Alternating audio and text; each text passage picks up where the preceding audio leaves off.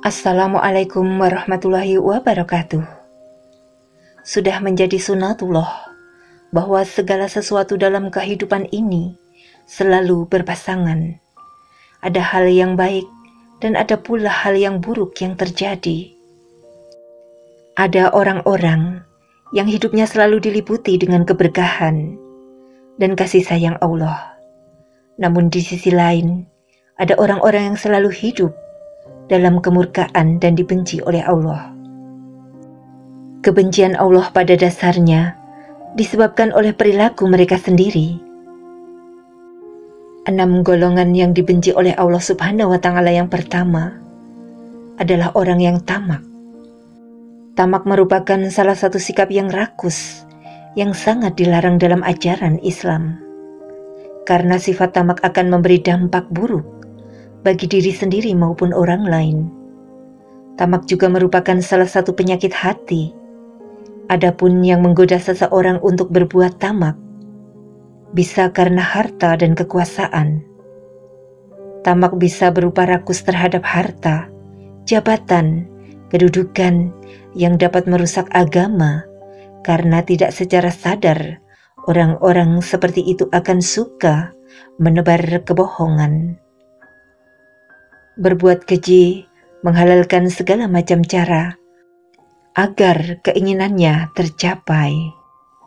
Dari Ka'ab bin Malik radhiyallahu anhu berkata, Rasulullah Shallallahu alaihi wasallam bersabda, 2 serigala yang lapar yang lepas di tengah kumpulan kambing tidak lebih merusak dibandingkan dengan sifat tamak dari manusia terhadap harta dan kedudukan yang sangat merusak agamanya.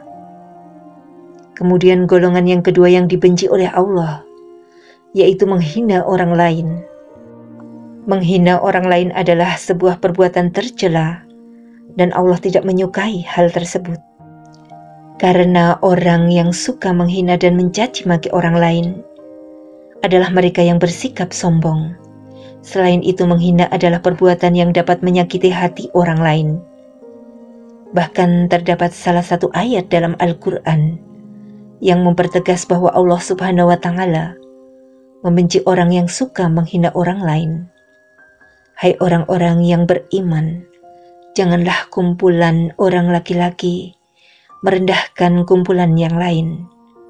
Boleh jadi yang ditertawakan itu lebih baik dari mereka, dan jangan pula sekumpulan perempuan merendahkan kumpulan lainnya. Boleh jadi yang direndahkan itu lebih baik.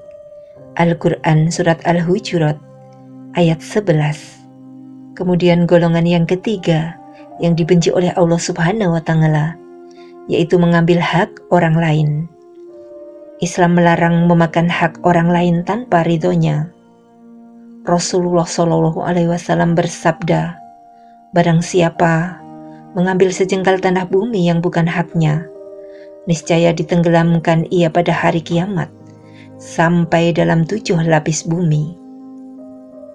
Berdasarkan buku Ushul Fikih Hukum Ekonomi Syariah, yaitu oleh Imron Rosyadi dan kawan-kawan, hukum mengambil hak orang lain adalah haram.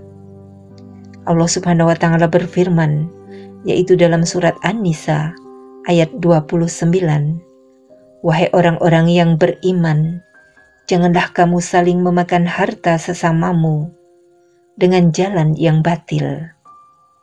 Rasulullah Shallallahu alaihi wasallam juga melarang umatnya untuk mengambil hak orang lain tanpa izin. Bahkan Rasulullah amat membenci perbuatan tersebut. Sebagaimana dalam hadis riwayat Bukhari, Rasulullah bersabda, Allah Subhanahu wa Ta'ala berfirman, bahwasannya ada 3 jenis orang yang perang melawan mereka pada hari kiamat kelak. Mereka yang bersumpah atas nama Allah akan tetapi mengingkari. Seseorang yang berjualan dengan orang ketiga akan tetapi mereka memakan uang dari harganya tersebut.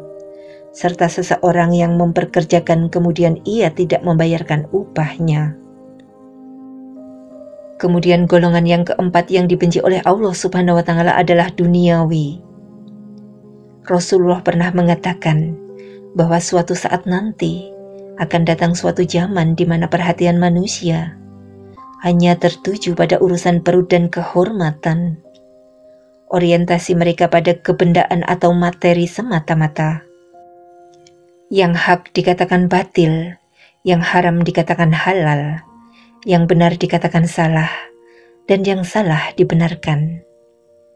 Yang nampak terlihat akan bahagia, padahal sesungguhnya jiwanya telah didera tak habisnya oleh persoalan dunia. Masalah akhirat hanya terkadang saja tersentuh.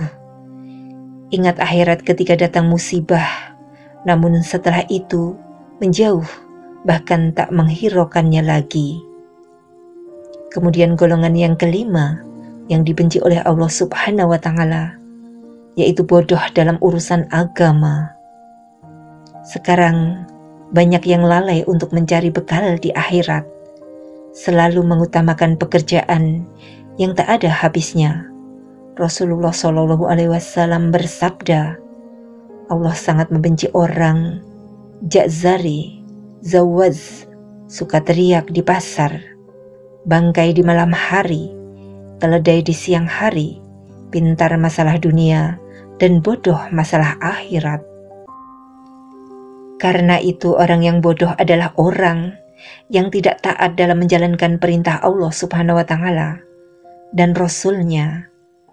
Selama dia melakukan maksiat, maka ia bodoh, kebodohan tentang akhirat dan kebodohan tentang surga dan neraka, membuatnya jatuh ke dalam maksiat.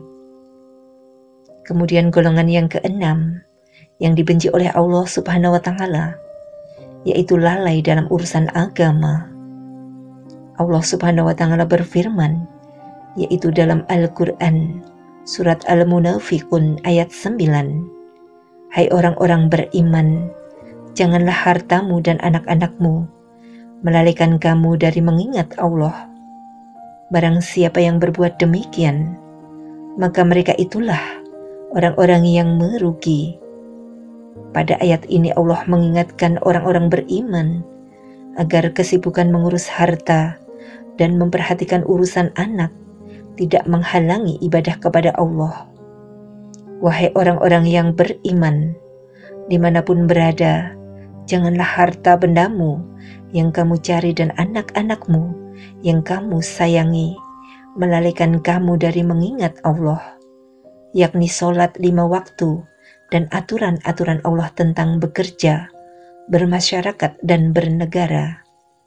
Dan barang siapa berbuat demikian, melalaikan ibadah dan aturan Allah, maka mereka itulah orang-orang yang rugi, karena kebutuhan rohaninya tidak terpenuhi dan hidupnya tidak seimbang. Selanjutnya pada ayat 10 menghimbau orang-orang beriman untuk memfungsikan harta dengan benar, dan infakkanlah sebagian dari apa yang telah kami berikan kepadamu untuk kepentingan duafa, fasilitas umum, dan fasilitas sosial sebelum kematian datang kepada salah seorang di antara kamu, sehingga kamu tak sempat berinfak. Setelah kematian terjadi menyesalinya, ya Tuhanku, sekiranya Engkau berkenan menunda kematianku sedikit waktu lagi, maka aku dapat bersedekah dengan hartaku ini, dan aku dengan demikian akan termasuk orang-orang yang soleh, karena menjadi dermawan. Di akhirat kelak, seseorang akan dihisab dan dimintai pertanggungjawaban atas pendengaran, penglihatan, dan hatinya, sebagaimana ia akan dihisab atas apa yang dilakukan oleh seluruh anggota badannya. Oleh karena hati adalah pemimpin anggota badan, maka perbuatan-perbuatan anggota badan sejatinya mencerminkan apa yang ada dalam hati. Jika hati baik, maka anggota badan menjadi baik, dan jika hati rusak, maka rusaklah anggota badan. Kesempurnaan dan kelengkapan anggota tubuh yang Allah anugerahkan kepada hambanya bukan semata sebagai pelengkap, menjadikan dirinya indah dan enak dipandang, dan tidak hanya berjalan sesuai fungsinya, melainkan agar dimanfaatkan sebaik-baiknya, sesuai fungsinya. Jangan sampai menyimpang dari ketentuan yang telah Allah gariskan. Demikian tentang 6 golongan orang yang dibenci oleh Allah Subhanahu wa Ta'ala. Semoga bermanfaat. Amin.